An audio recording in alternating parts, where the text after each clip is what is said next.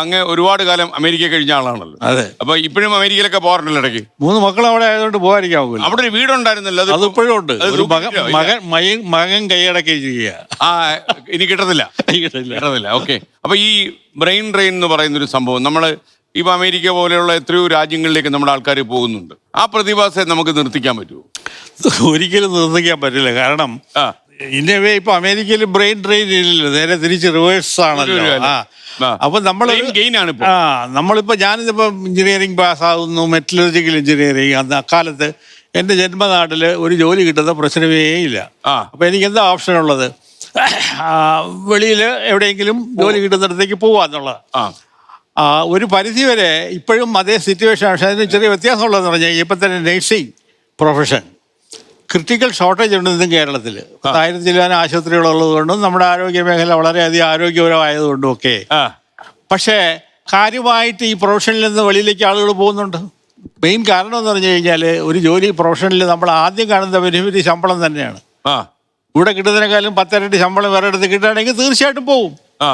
നല്ല സാഹചര്യവും ഉണ്ടാവും, നല്ല സാഹചര്യവും, വർക്കിംഗ് കണ്ടീഷൻസ് പലതും. പക്ഷെ അത് ഒരു തരത്തിൽ ഇപ്പം നമ്മുടെ കാലാവസ്ഥയുടെ കാര്യം ആലോചിച്ചു. ഇപ്പൊ കാനഡയിൽ പോകുന്ന ആള് ആണ്ടെങ്കിൽ ഒരു 9 മാസം താണുത്ത് വിറച്ച്, മനസ്സിലായില്ലേ? അതൊരു കോമ്പൻസേഷനേ അല്ല.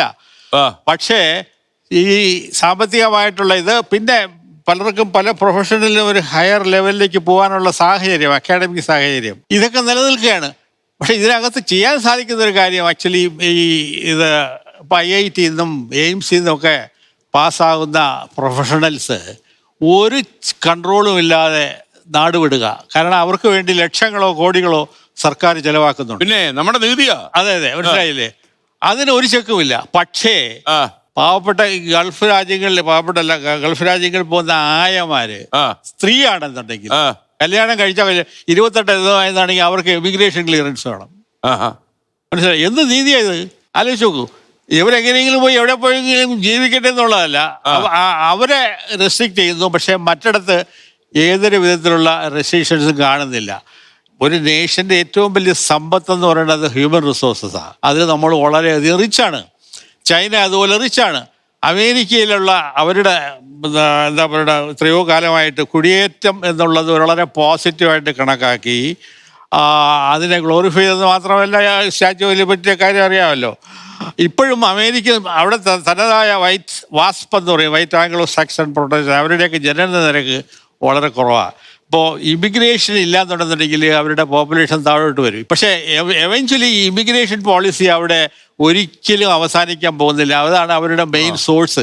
കാനഡയുടെയും ഈ പറയുന്ന ഓസ്ട്രേലിയയുടെയൊക്കെ പല രാജ്യങ്ങളും അവരുടെ പോപ്പുലേഷനെ വലുതാക്കാൻ നോക്കിയിട്ട് ഒരിടത്തും എത്തുന്നില്ല. മനസ്സിലായില്ലേ? സിംപ്ലി പറഞ്ഞ അങ്ങോട്ടുള്ള പോക്ക് തുടരുക തന്നെ ചെയ്യും. അത് അല്ലാന്നുണ്ടെന്നുണ്ടെങ്കിൽ ചില ഇപ്പത്തെ IT പ്രൊഫഷണൽസ് കേരളത്തിൽ IT പാർക്ക് ആദ്യത്തെ ഉണ്ടായില്ലേ, അതുപോലെ കുറെ എണ്ണം ഉണ്ടാവുകയാണെന്നുണ്ടെന്നുണ്ടെങ്കിൽ നോക്കാൻ ഉണ്ടാവും.